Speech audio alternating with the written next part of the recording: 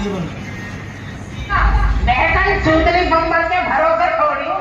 अभी तो मेरे थोड़ा परमाणु कम रहेगा मगर आप मत करो।